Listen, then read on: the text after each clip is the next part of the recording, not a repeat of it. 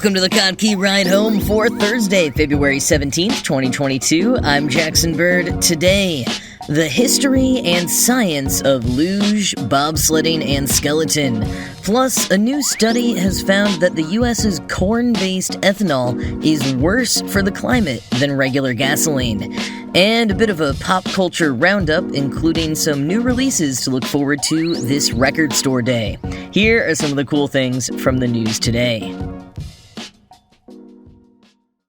So many Olympic sports, especially in the Winter Games, kind of defy the physics we thought we knew about the world. How can a human possibly be going so fast or so high? And also, who was it that first had the thought they should even do such a thing?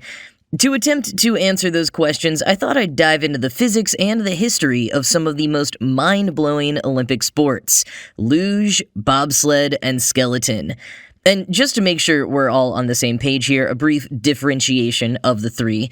So bobsled is the one from Cool Runnings, where athletes are in an almost car-looking vehicle that they have to push before they all jump in it and ride down the course.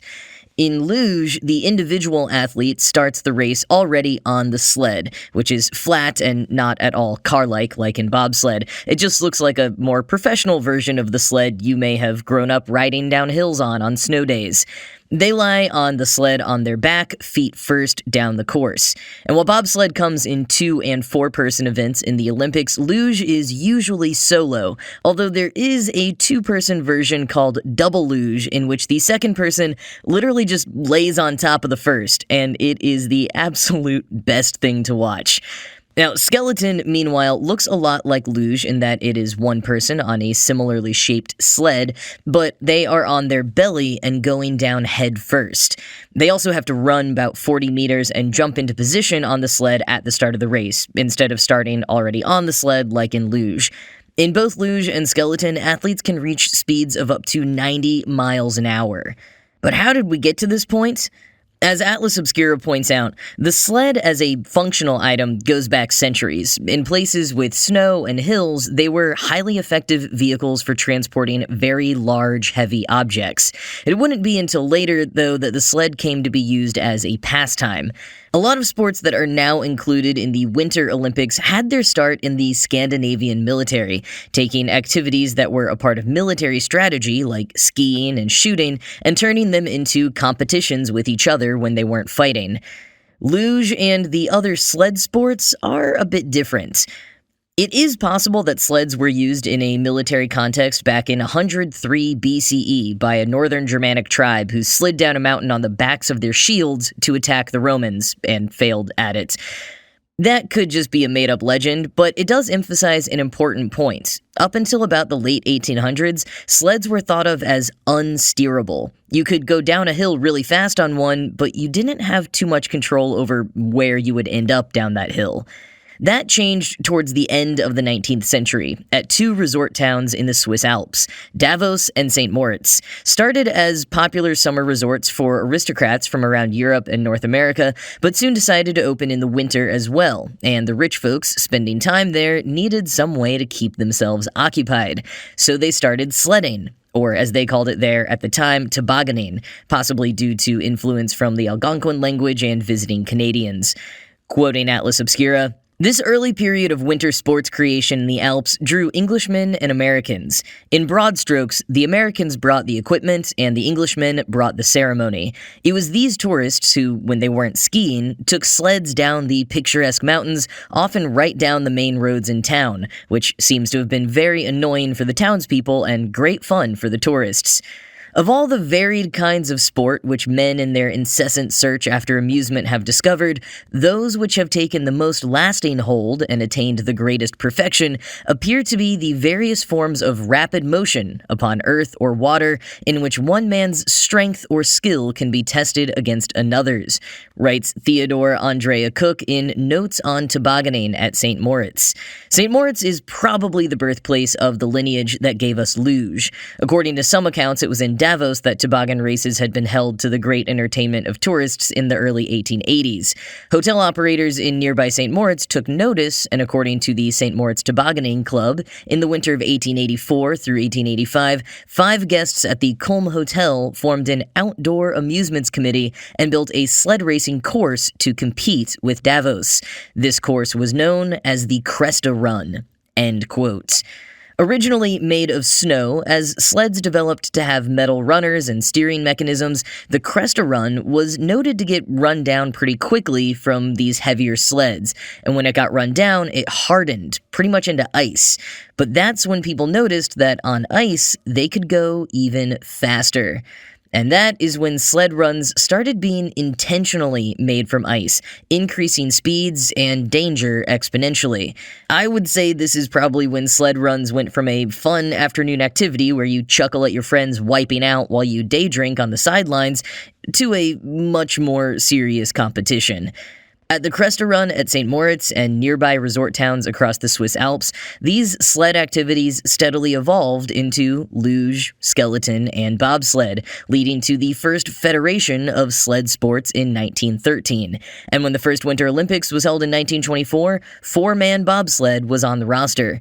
Skeleton debuted at the next games, but luge wouldn't be added until 1964, in part due to a sort of back and forth in popularity between skeleton and luge. But especially as the sports have developed from their humble wooden sled beginnings at St. Moritz to the 90-mile-an-hour aerodynamic battle between latex and ice tracks, how do people actually stay on course and, frankly, stay alive while hurtling down the course faster than most cars drive on the freeway? John Eric Goff, professor of physics at the University of Lynchburg, who focuses on the physics of sports, answered just that recently in a piece in The Conversation. Most of it is down to gravity. The mile-long courses drop about 400 feet as athletes speed down the course. But to get more specific, quoting Goff, riders in the sledding events reach their fast speeds because of the conversion of gravitational potential energy into kinetic energy. Gravitational potential energy represents stored energy and increases as an object is raised farther from Earth's surface. The potential energy is converted to another form of energy once the object starts falling. Kinetic energy is the energy of motion. The reason a flying baseball will shatter the glass if it hits a window is that the ball transfers its kinetic energy to the glass. Both gravitational potential energy and kinetic energy increase as weight increases, meaning there is more energy in a 4-person bobsled team than there is in a 1-person luge or skeleton for a given speed. Racers are dealing with a lot of kinetic energy and strong forces. When athletes enter a turn at 80 miles an hour, they experience accelerations that can reach 5 times that of normal gravitational acceleration. End quote. Because they're all going down the same course, the key to winning, which is often a difference of 0.0 something seconds, lies in having a fast start, taking the shortest path down the course, and being as aerodynamic as possible. Goff explains, quote, "While gravity pulls the athletes and their sleds downhill, they are constantly colliding with air particles that create a force called air drag, which pushes back on the athletes and sleds in a direction opposite to their velocity. The more aerodynamic an athlete or team is, the greater the speed. To minimize drag from the air, luge riders, who face up, lie as flat as possible. Downward-facing skeleton riders do the same. Whether in a team of 2 or 4, bobsled riders stay tucked tightly inside the sled to reduce the area available for air to smash into. Any body positioning mistakes can make athletes less aerodynamic and lead to tiny increases in time that can cost them a medal. And these mistakes are tough to correct at the high accelerations and forces of a run." End quote. As far as hitting that shortest run down the track, that is done by keeping the sled as straight on course as possible, which also reduces drag. Athletes do this by steering. In the case of bobsled, the front rider has rings that turn the runners, the steel blades that the sled sits on. In luge, curved bows at the front of the sled can be affected by the athlete flexing their calves. They can also steer by moving their head and shoulders. Skeleton athletes have to rely on even fewer movements to direct their sled. It is all incredibly precise, with potentially dangerous consequences for getting it even slightly wrong, which is one reason why Christina Cauterucci over at Slate recently declared luge to be the slipperiest of all winter sports. Cauterucci's premise lied in the fact that winter sports can basically all be boiled down to slipping around on frozen surfaces and trying not to fall, which is not wrong. That's basically what all those bored rich folks at the Swiss resorts and bored Scandinavian military men were doing when they invented the recreational and competitive forms of all of these now Olympic sports. Just having a bit of fun on some ice and snow and seeing how they could keep one-upping each other.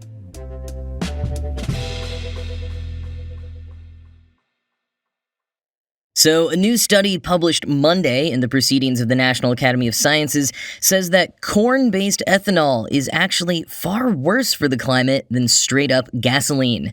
This contradicts previous research commissioned by the U.S. Department of Agriculture that indicated ethanol and other biofuels are more climate-friendly. But this new study, which was funded in part by the U.S. Department of Energy, as well as the National Wildlife Federation, found that ethanol is actually at least 24% more carbon-intensive compared to gasoline. And this is largely due to emissions from land conversion to grow the corn, though things like processing, combustion, increased fertilizer, and water pollutants don't help. Quoting Reuters, under the U.S. Renewable Fuel Standard, or RFS, a law enacted in 2005, the nation's oil refiners are required to mix some 15 billion gallons of corn-based ethanol into the nation's gasoline annually. The policy was intended to reduce emissions, support farmers, and cut U.S. dependence on energy imports. As a result of the mandate, corn cultivation grew 8.7% and expanded into 6.9 million additional acres of land between 2008 and 2016, the study found. That led to widespread changes in land use, including the tilling of cropland that would otherwise have been retired or enrolled in conservation programs, and the planting of existing cropland with more corn, the study found. End quote. As clean energy expert David Roberts said on Twitter, quote, "It doesn't get much attention anymore, but U.S. corn ethanol remains a scam, a giant government welfare program for agribusiness with virtually no economic or environmental benefits," end quote. And from Civil Eats, quote, "The RFS caused corn prices to spike by 30% and soybean and other crops by 20%. As a result, farmers planted corn everywhere they could, replacing other crops and pasture land and plowing up land that had previously been reserved for conservation purposes. They also often skipped the soybeans in their rotations, despite the potential impacts on their soil." Ethanol critics say this study suggests what some have long suspected, that the RFS is a tool to prop up corn prices.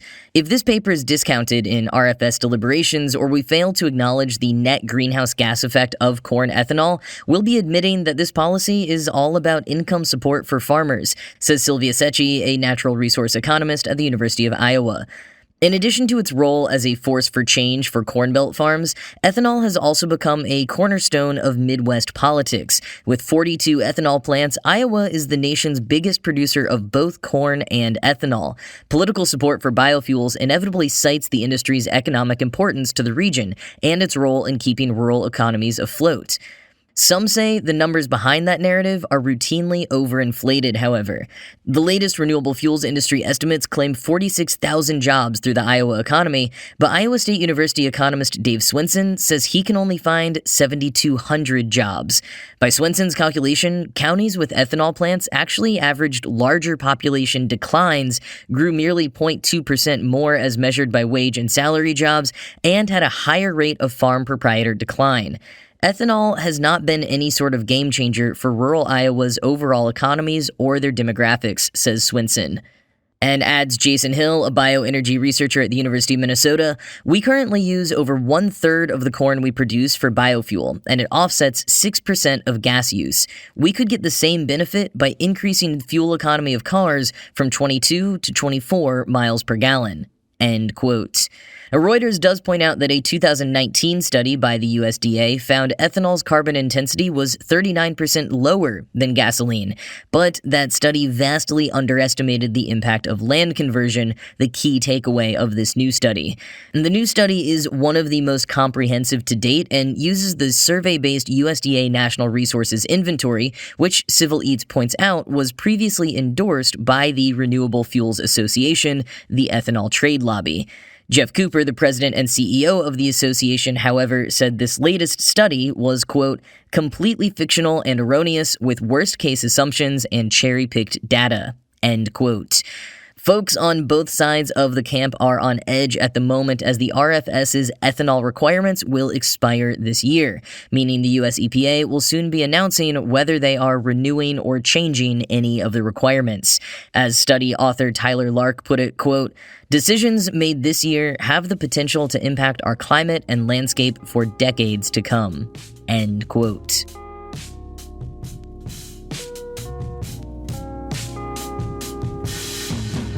Well, after months upon months of fan speculation, Netflix has finally announced that Stranger Things Season 4 will be dropping on May 27th and July 1st.